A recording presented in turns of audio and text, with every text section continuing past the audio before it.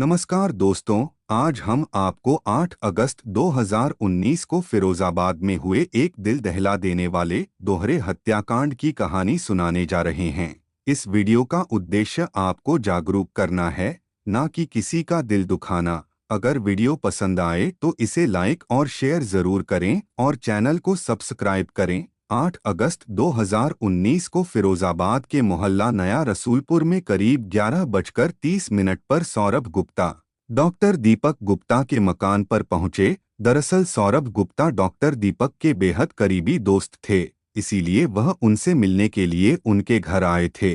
सौरभ गुप्ता जब डॉक्टर दीपक के घर पहुंचे तब उनके होठों पर मुस्कुराहट थी। जिस गली में डॉक्टर गुप्ता का घर था उस गली में हर दिन की तरह लोगों की आवाजाही थी और सभी लोग अपने अपने कार्यों में व्यस्त थे। इसके बाद सौरभ ने डॉक्टर दीपक गुप्ता के घर का दरवाजा खटखटाया, लेकिन किसी ने भी दरवाजा नहीं खोला और न ही अंदर से कोई आवाज आई। इस पर सौरभ ने दरवाजे को थोड़ा सा धक्का दिया तो अचानक दरवाजा खुल गया। सौरभ ने देखा कि दरवाजे के अंदर डॉक्टर दीपक का 2 साल का बेटा डेविड खड़ा था। सौरभ ने देखा कि उसके दोनों हाथ और कपड़े खून से रंगे हुए थे और घर में बिल्कुल सन्नाटा छाया हुआ था। लेकिन जैसे ही सौरभ किसी अनहोनी की आशंका के चलते घर के अंदर गए तो वहां का दृश्य देखकर सौरभ की होश खराब हो गए, क्योंकि उनके सामने डॉक्टर दीपक की 70 वर्षीय मां शिव देवी का शव पड़ा हुआ था। और इसी घबराहट में जब सौरभ की नजर कमरे में गई तो वहां पर डॉक्टर दीपक के बड़े भाई डॉक्टर अमित की 35 वर्षीय पत्नी रानी गुप्ता की खून से लथपथ लाश पड़ी थी। वहां चारों ओर खून फैला हुआ था।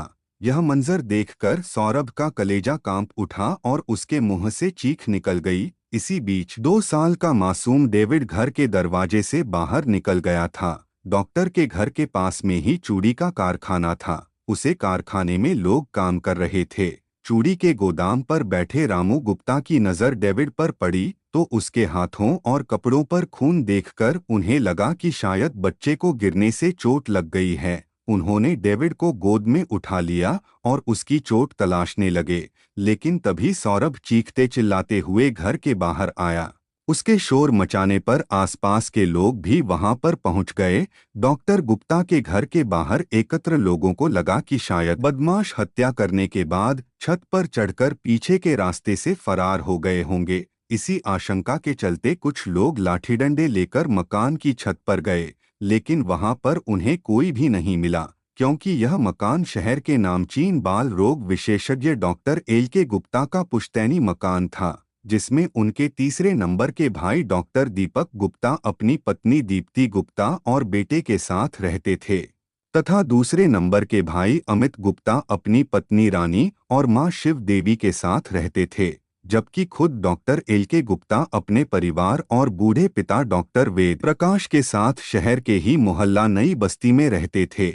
इसलिए सौरभ ने फोन करके इस घटना की जानकारी डॉक्टर दीपक गुप्ता और उनके बड़े भाई डॉक्टर एल.के. गुप्ता को दे दी। साथ ही उन्होंने इस घटना की सूचना रसूलपुर के थाना प्रभारी को भी देने की कोशिश की, लेकिन उनका फोन बंद था। इसके बाद उन्होंने 100 नंबर पर भी कॉल की, लेकिन कई बार नंबर डायल करने के बाद भी कॉल रिसीव नहीं की गई और आखिर उन्होंने घटना की सूचना एसपी सचिंद्र पटेल को दी। इसके बाद एसपी सचिंद्र पटेल दोपहर करीब 12 बजे एसपी प्रबल प्रताप सिंह और पुलिस टीम के साथ घटनास्थल पर पहुंच गए। इधर जब यह दुखद सूचना डॉक्टर एल.के. गुप्ता को मिली थी तब वह और उनकी पत्नी doctor Nita Gupta medical college Firozabad में मरीजों को देख रहे थे।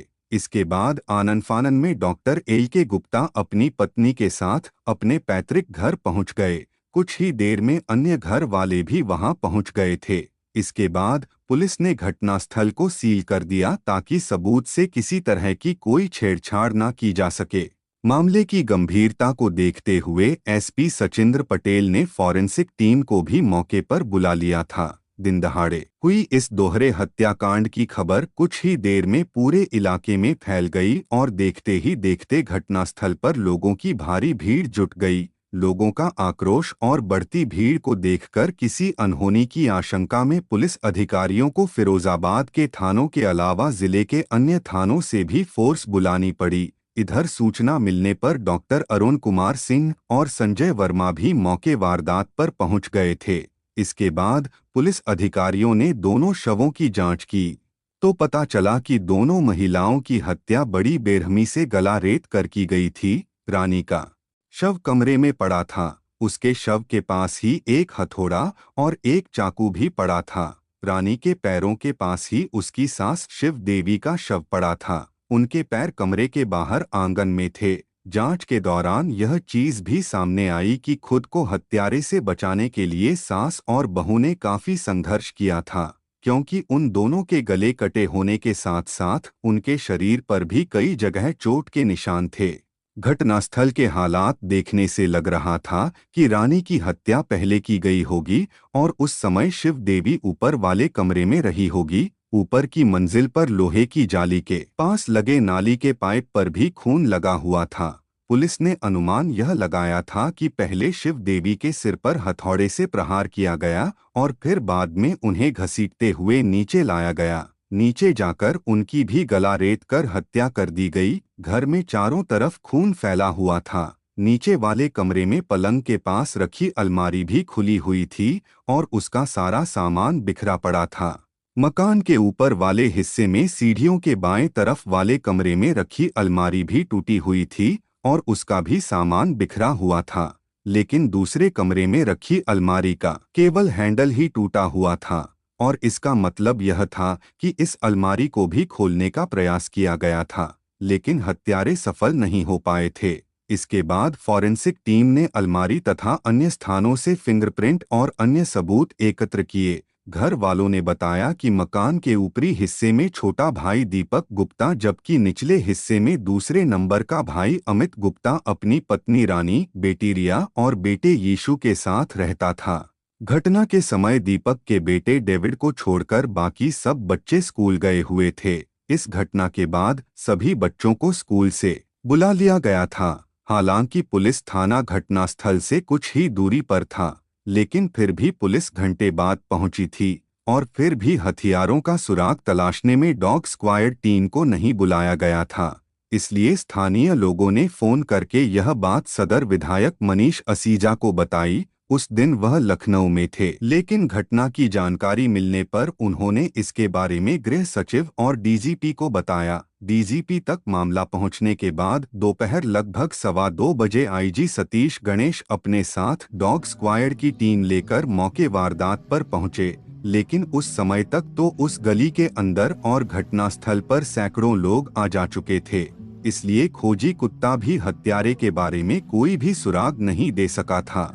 लोगों के अंदर इस बात को लेकर आक्रोश था कि घटनास्थल से थाना मात्र 300 मीटर की दूरी पर है। इसके बावजूद भी पुलिस सूचना देने के आधे घंटे बाद घटनास्थल पर पहुंची थी। गुस्साए लोगों को एसपी सचिंद्र पटेल ने भरोसा दिलाया कि इस जघन्य हत्याकांड का खुलासा शीघ्र ही कर दिया जाएगा। डॉग स्क्वाड और फॉरेंसिक टीम की जांच पूरी हो जाने के बाद पुलिस ने दोनों शवों का पंचनामा भरकर पोस्टमार्टम के लिए भेज दिया।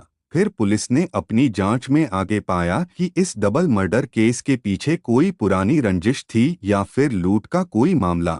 एसपी सचिंद्र पटेल ने बताया कि दोपहर 12 बजे सूचना मिलने के बाद पुलिस तुरंत घटनास्थल पर पहुंची थी और किसी तरह की लापरवाही नहीं बरती गई थी।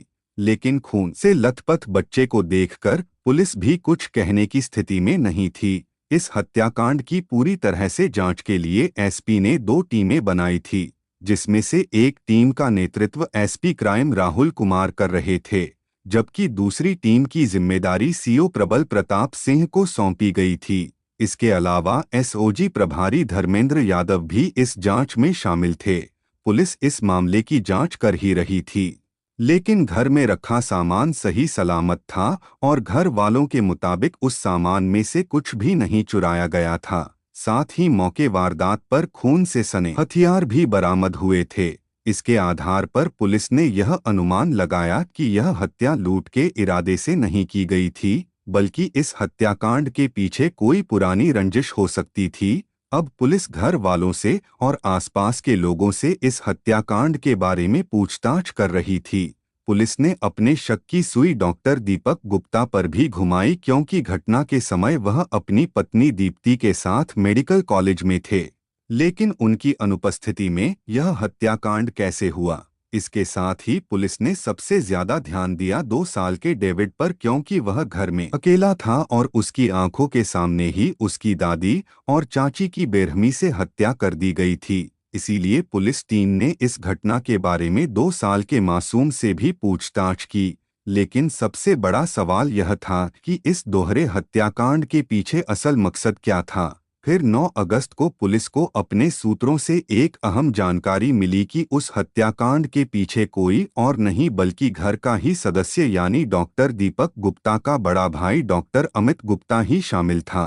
दरअसल डॉक्टर अमित का अपनी पत्नी रानी से कई महीनों से विवाद चल रहा था और रानी की हत्या के लिए ही उसने अपने परिचित बदमाशों को सुपारी दी थी।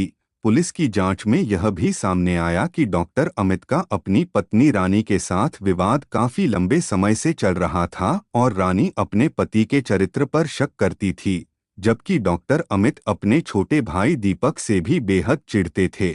इसलिए अमित गुप्ता ने अपने 2 परिचितों नीरज और सोनू से मिलकर रानी और शिव देवी की हत्या करने का षड्यंत्र रचा था, जिसके बाद पुलिस ने मुख्य आरोपी डॉक्टर अमित गुप्ता को गिरफ्तार कर लिया और उसके बाद अमित की निशानदेही पर नीरज और सोनू को भी गिरफ्तार कर लिया गया।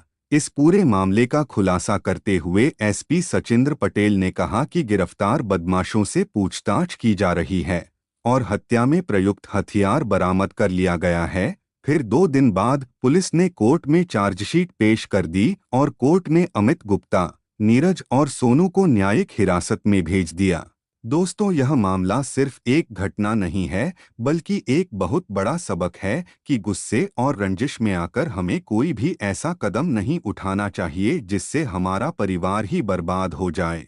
इसलिए हमेशा सोच समझकर ही कोई निर्णय लेना चाहिए। आपकी इस बारे में क्या राय है, हमें कमेंट बॉक्स में ज़रूर बताएं और वीडियो पसंद आया हो तो इसे लाइक और शेयर करना ना भूलें। हमारे चैनल को सब्सक्राइब करें ताकि आगे भी हम ऐसी ही घटनाओं के बारे में आपको बताते रहें। धन्यवाद।